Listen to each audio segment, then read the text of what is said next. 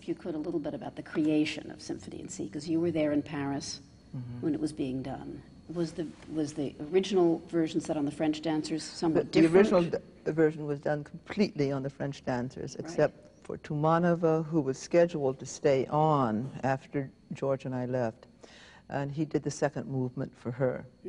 But the first movement, the part that I've just been showing Jenny, was D'Arsonval, who was the first ballerina, the étoile at the opera. And then two wonderful girls did the two demi-soloist places, Jacqueline Moreau and Denise Bourgeois.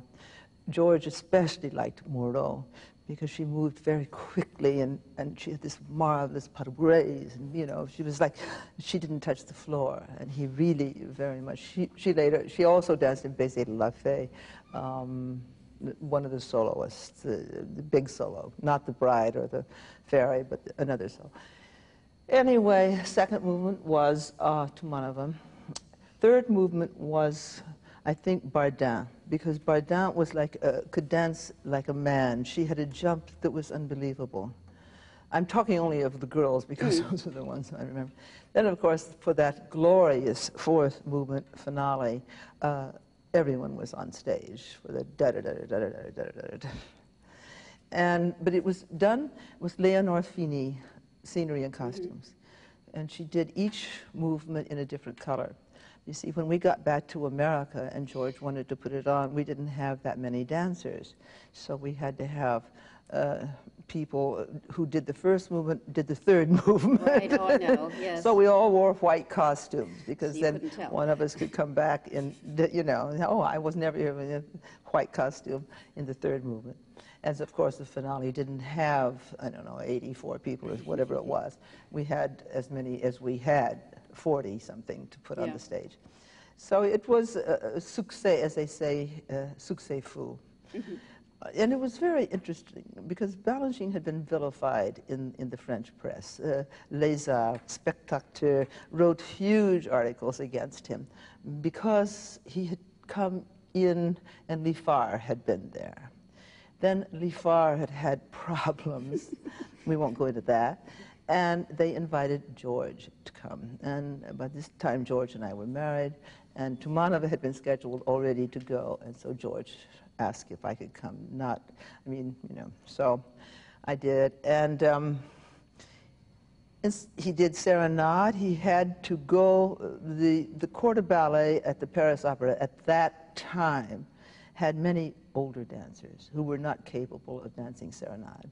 So Balanchine went down to the school, which he loved. He loved the school of the Paris Opera. And he found, one of the dancers he's found was Claude Bessy, who is now the head of the Paris Opera School, as you know. And mainly youngs, which did not ingratiate him particularly to the Paris Opera dancers, because he was using younger dancers. Anyway, he did. We did Serenade, we did Apollo, we did Baiser de la Fée, and then Palais de Cristal, which he created for them as a thank you very much. You know, Balanchine, thank you very much. And it was glorious, glorious. The costumes, the colors, when they came out on the stage and they were all doing battement tendu at the end, it was just, the audience was just, you know, couldn't believe what was going on. And then came back to America and we did it. Is the choreography substantially the same? Oh yes, yes, yes. So they could all do that fast stuff? Oh yes.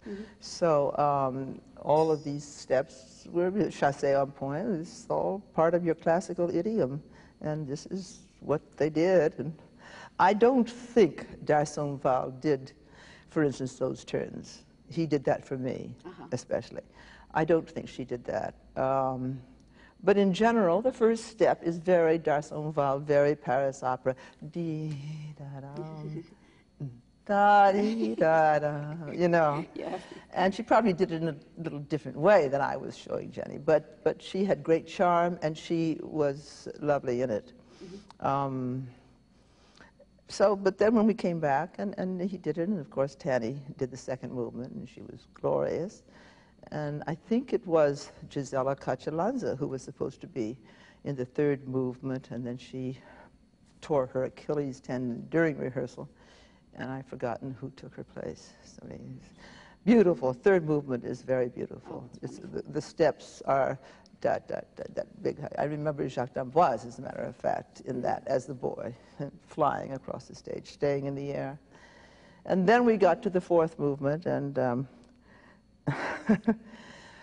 hoped that not everybody could see what you were doing. Running around the back. Oh, well, that was difficult, the fourth movement. Oh, right, that into attitude. It wasn't just a fouetté. It was supposed to be attitude. Pas de bourrée into an attitude, down. Attitude. It wasn't just here. It was in attitude. And then 1 and 2 and 3 and 4 and chaîné. Out 1 and 2 and 3 and 4 and down, down, up.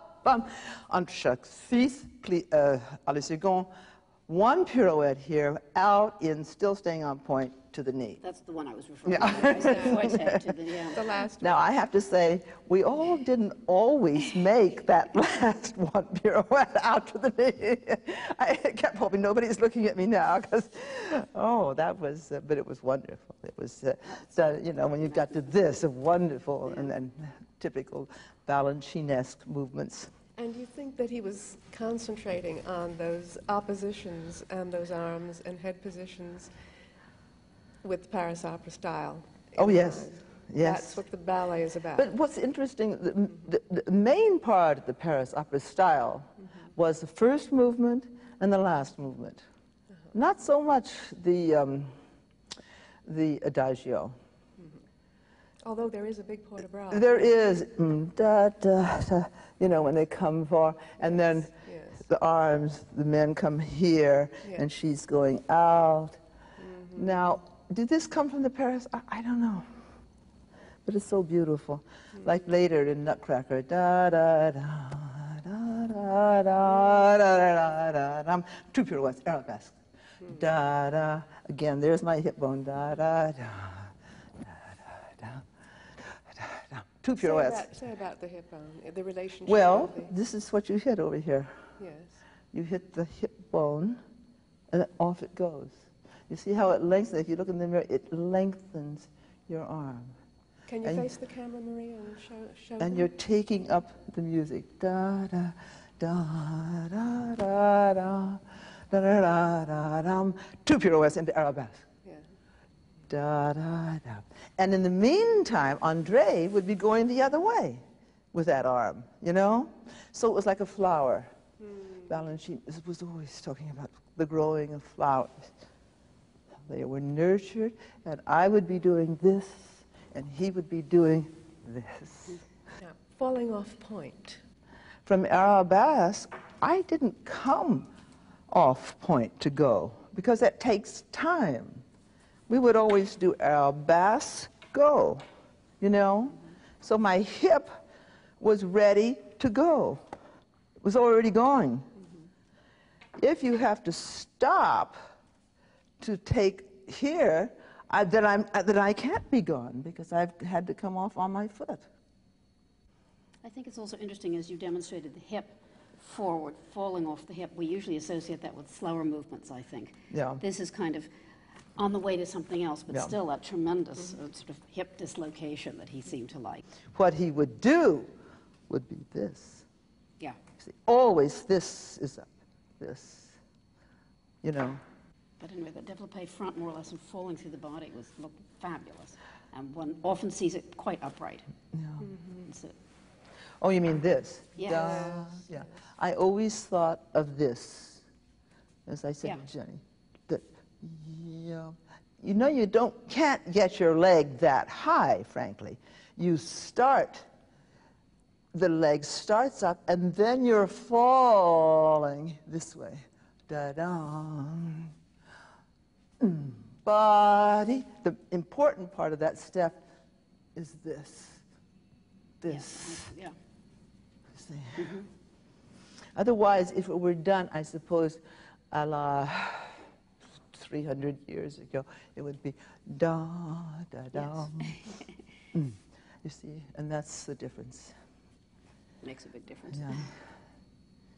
Still, Jenny doesn't quite, it's difficult for her. She's so well placed that it's hard for her to fall off that, balance. I well, think. it's not falling off balance, it's thinking of this leg, that you fall forward, that it comes forward, you know, in that Arabesque.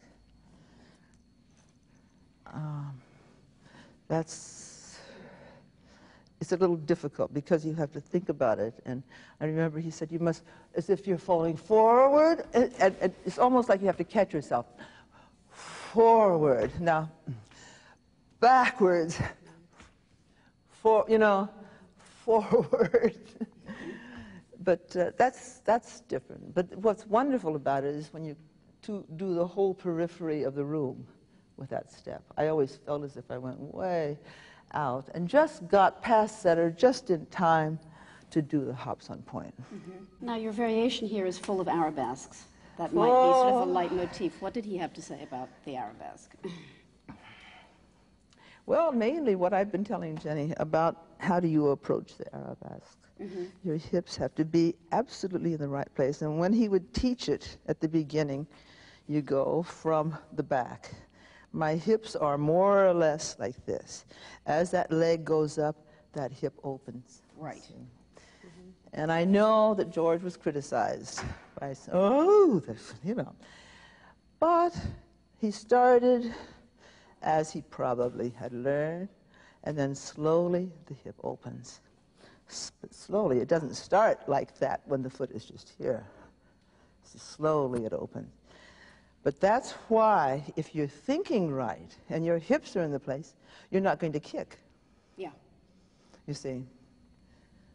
So if somebody's hips aren't exactly in the right place, it's easy to do this. You see. That's why I keep saying to her, Jenny, think about where your hips are as you approach that arabesque. And did you see when she suddenly came in and was there in time to do, it's like she's saying, here I am, I'm a classical dancer.